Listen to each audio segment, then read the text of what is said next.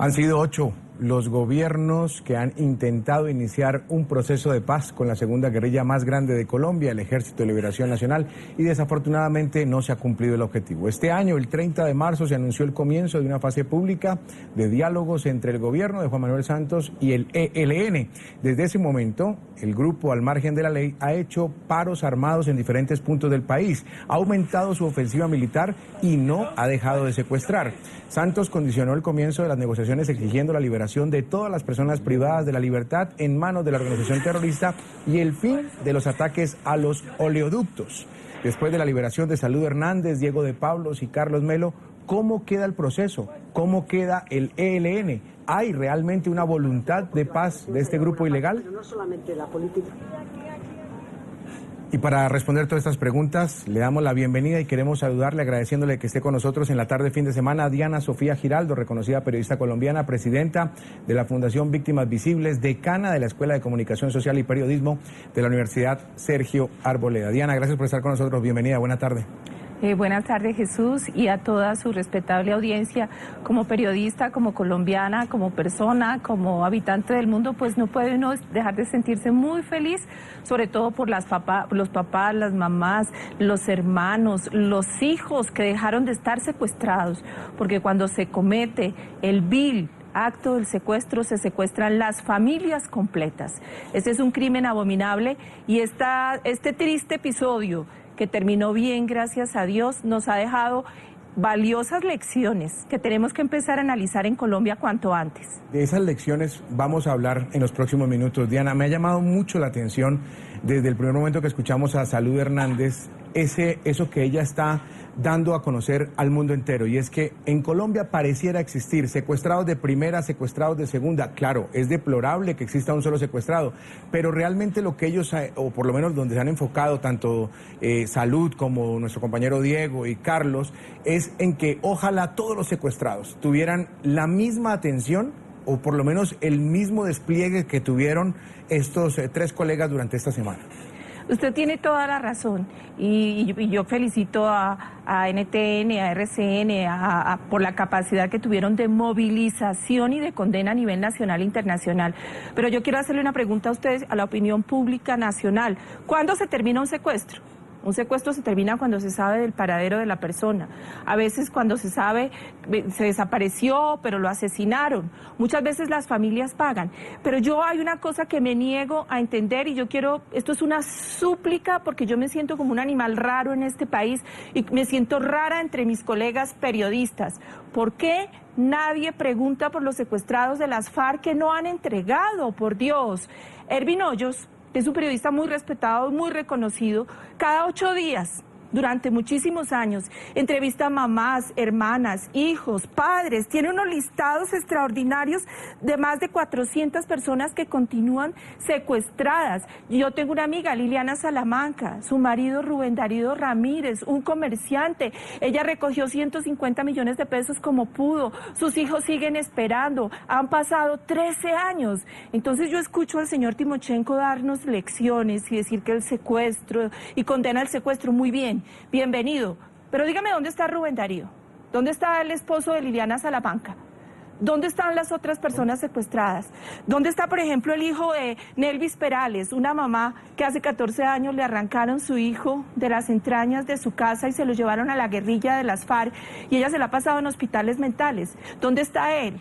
¿Dónde están los demás secuestrados? Diana, ¿de cuántos secuestrados estamos hablando? Si se puede saber, o si usted de pronto con información que haya manejado en la fundación o con datos que Ervin maneja. Ervin también es muy amigo aquí de la casa, de NTN, de RCN. ¿Qué datos puede tener? No sé si sea global, preguntarle, pero ¿cuántos secuestrados pueden estar en Colombia? Permítame decirle una cosa, nosotros en la Fundación nunca trabajábamos con cifras porque los datos estadísticos no son un rostro, no reconocen una dignidad, pero hablando con nuestro amigo Ervin, que ha hecho un trabajo, es que los entrevista cada 8 días, es que esas mamás siguen esperando, estas cifras son tan reales, son tan humanas, son tan vitales y merecen respuesta como cualquier otra. Mire, por ejemplo, dice más o menos desde el 90 son más de 2.900 secuestrados que se van van convirtiendo en desaparecidos. Cuando se inicia el proceso de paz, hablamos de más de 400 que los tenemos acá, unos del 2012, del 2014, aquí está Luis Alberto García, Hugo Roberto Mancera, Albeiro Jaramillo, Alexander Bayona, Eida Parra Alfonso, mamás, papás, hijos, hermanos, suplicando, esperando, con el corazón en la mano, secuestrados. Entonces yo le pregunto al gobierno, yo le pregunto, por ejemplo, hay una columna extraordinaria del padre de Ru que yo quiero leerle una frase. Basta que tuvieran un solo secuestrado para ser despreciables para siempre ante la historia y ante Dios. Negociar con las personas es un crimen tan horrible que si un día caemos cautivos en sus manos, preferimos nos maten antes de aceptar que se aplaste con unos millones de pesos el valor de la libertad que no tiene precio. Diana. ¿Y por qué no le preguntan a las FARC? Claro. Por los de ellos. Claro. Esta parte yo me niego políticamente a entenderla, y esto no es de derechas ni de izquierdas, queridos colegas, esto es de humanidad. Diana, ¿qué pretendía el ELN?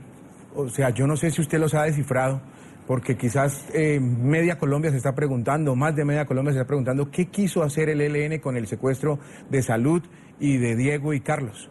Pues no lo sabremos, tenemos que preguntárselos y aprovechemos todos estos espacios que se les está dando de abriendo las puertas para que regresen, para que seamos un solo país, para que hagamos un solo país y nos demos cuenta qué está pasando.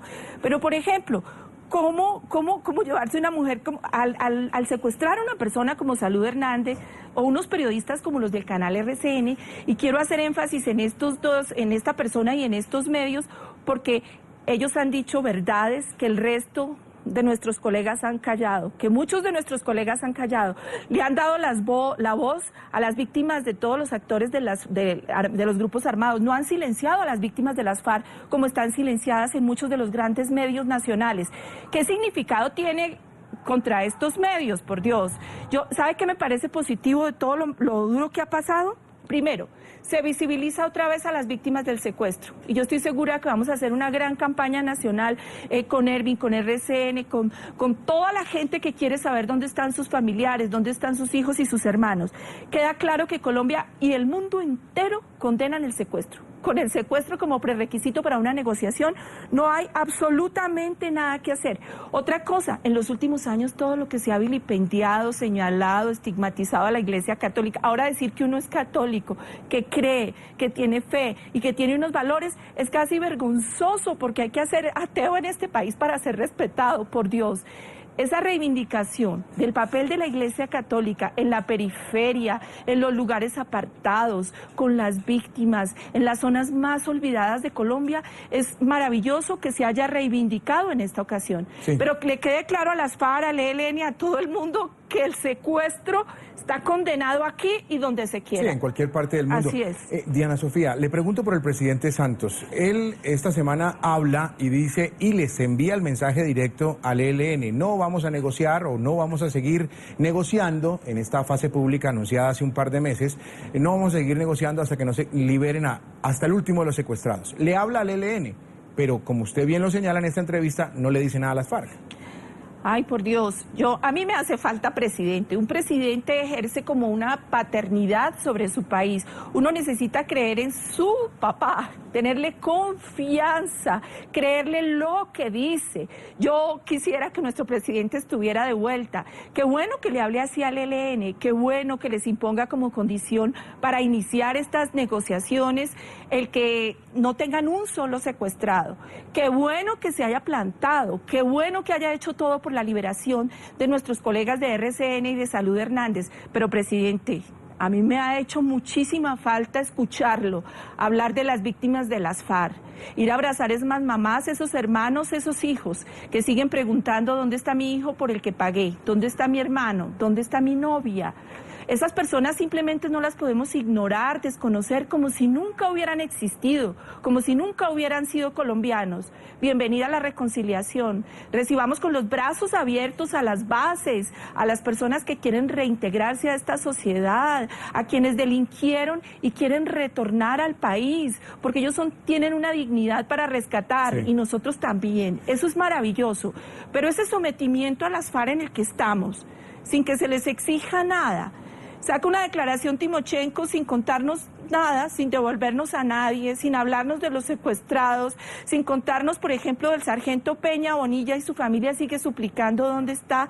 Eso deja un sentimiento de orfandad frente al jefe de Estado. Usted ha hablado en estos minutos de los que faltan y vamos a revisar la siguiente nota que tiene nuestra producción, porque si bien los periodistas Salud Hernández, Diego de Pablos, el camarógrafo Carlos Melo están en libertad, hay otras personas que siguen en poder del ELN. Un ex representante de la Cámara, un empresario, un comerciante, hacen parte de esa lista que nos está mencionando Diana Sofía esta tarde, de secuestrados por el Ejército de Liberación Nacional. Colombia pide que ellos también sean liberados. Odín Sánchez fue secuestrado por la guerrilla del ELN el mismo día en que se produjo la liberación de su hermano Patrocinio Sánchez, quien se encontraba en un delicado estado de salud y por el que pedían una cifra cercana a los 500 millones de pesos. Aún se mantiene la incertidumbre sobre su paradero. Sigue secuestrado el representante Odín Sánchez Montes de Oca, lo cual tiene a toda la chocuanidad muy debilitado.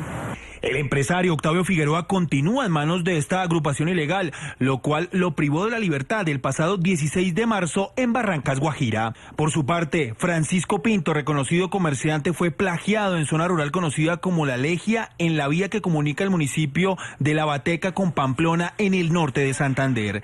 Actualmente el Comando Central Operativo del ELN es investigado por la Fiscalía por delitos de lesa humanidad y en sus cuentas tienen investigaciones por cerca de 5.000 secuestros en el territorio nacional.